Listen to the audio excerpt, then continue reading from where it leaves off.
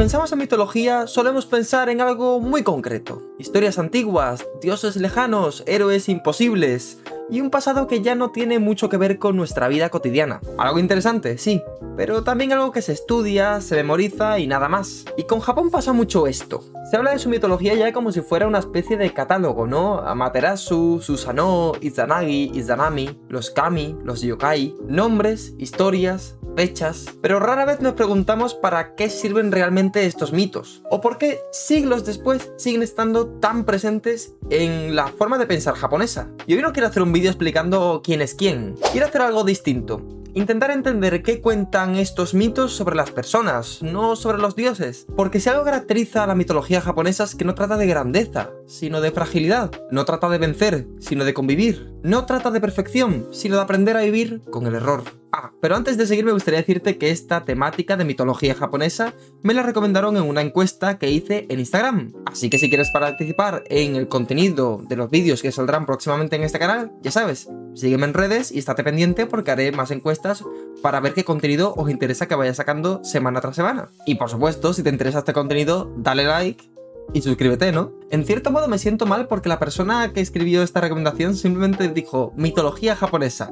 Y como tengo ya un vídeo sobre el sintoísmo y no quería meterme a hablar de yokais y tal, pues eso, como una lista y ya está, pues decidí darle esta vuelta de tuerca, ¿no? Y hablar de algo un poquito más profundo. En fin, que me pierdo. En muchas mitologías, los dioses representan ideales. Son más fuertes, son más inteligentes, son más justos. Incluso cuando se equivocan, lo piensan de forma épica. Pensemos en la antigua Grecia.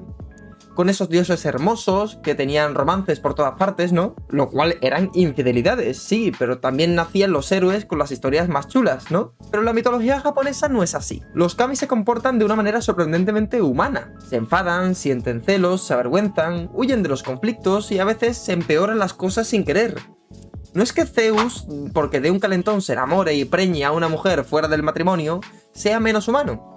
Pero sí que se romantiza todo de una manera bastante graciosa, ¿verdad? Comparemos esto con el ejemplo más conocido de mitología japonesa, la diosa del sol Amaterasu. En lugar de enfrentarse a su hermano Susanoo, no lo castiga, no lucha contra él. Lo que hace es encerrarse simplemente en una cueva. Se retira del mundo y al hacerlo, el mundo queda sumido en la oscuridad. Y esto es muy revelador. El gran desastre no ocurre por la batalla, ni por una traición épica, sino por una reacción emocional, por una retirada, por no saber gestionar el conflicto. El mito no te dice que Amaterasu actuase bien o mal, te dice que esto es lo que pasa cuando alguien se rompe por dentro y se aísla. Y esto es algo que nos ha pasado a ti y a mí más de una vez seguro, es algo muy humano. No tiene nada que ver de lo que se esperaría de un ser omnipotente. Y que menos decir la madre de Japón y de todo el linaje de emperadores. Y es que esta forma de narrar es profundamente distinta a la occidental. Vamos a ver otro punto clave de la mitología japonesa para que lo veas más claro. En la mitología japonesa el error no se entiende de la misma manera.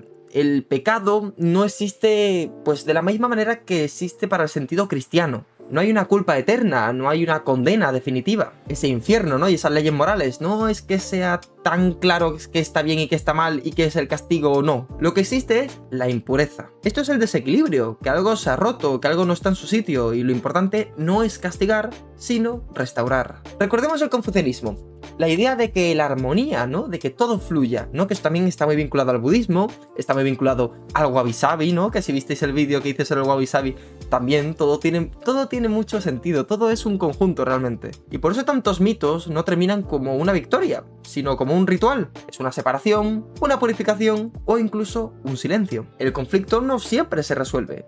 A veces simplemente se acepta y se aprende a vivir con él. Y esto conecta directamente con las prácticas actuales. Estos rituales de purificación, las visitas a los santuarios tras momentos difíciles, la idea de resetear simbólicamente una etapa, ¿no? Como en Año Nuevo, que también os recomiendo ese vídeo, que lo veáis. Es decir, que la mitología japonesa no te promete que todo vaya a salir bien, si eres bueno, si eres éticamente correcto, lo haces bien, no pecas. No, te promete que incluso cuando algo sale mal, hay una forma de seguir adelante. Uno de los grandes errores a la hora de acercarse a la mitología japonesa es intentar buscar historias bonitas o inspiradoras, y muchas es que no lo son. Son incómodas, son tristes, a veces son desagradables. Hablemos de la historia de Izanagi y Izanami.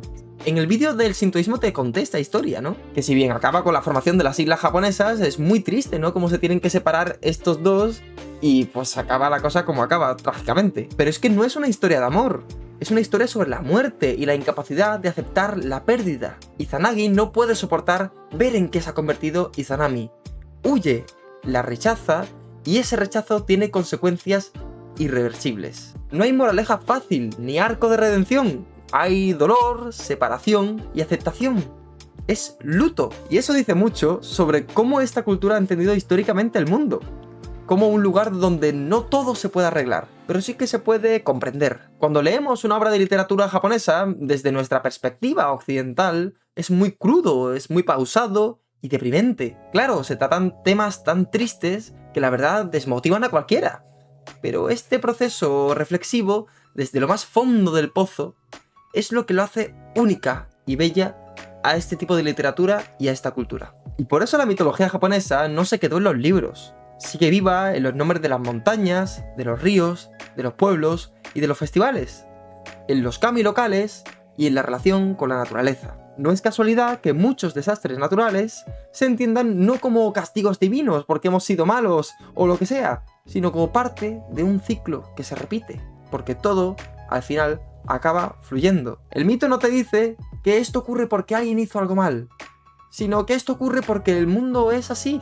No hay justicia divina, solo una relación distinta con la pérdida, con el fracaso y con la reconstrucción. Y quizá por eso la mitología japonesa sigue fascinando fuera de Japón, a pesar de estar un poco incomprendida a veces. Y no es porque sea exótica, o que también, sino porque habla de cosas que todos vivimos. La vergüenza, el error, el aislamiento o la imposibilidad de volver atrás. No idealiza al héroe, no glorifica la victoria, no promete una salvación. Promete algo más modesto, pero más humano, la comprensión. Y eso lo ves incluso en los animes, que aunque los yokai a veces salgan de forma como en broma, siempre es en un contexto para entender algo mucho más profundo. Y con esto te recomiendo que veas la película Suzume, que si la ves no solo te va a encantar porque es buenísima, sino que te acercará mucho más a lo que quiero transmitirte en este vídeo. ¡Hala! Ya tienes tarea para cuando termines. Entender la mitología japonesa no es aprender nombres raros ni memorizar historias antiguas. Es entender una forma distinta de enfrentarse a la vida, al conflicto y a la imperfección. Así que si te ha gustado este enfoque más calmado o reflexivo sobre Japón, suscríbete al canal. Aquí intentamos mirar Japón con matices, sin mitificarlo, pero también sin vaciarlo de sentido. Y por supuesto ya sabes que si te gusta Japón, niponízate.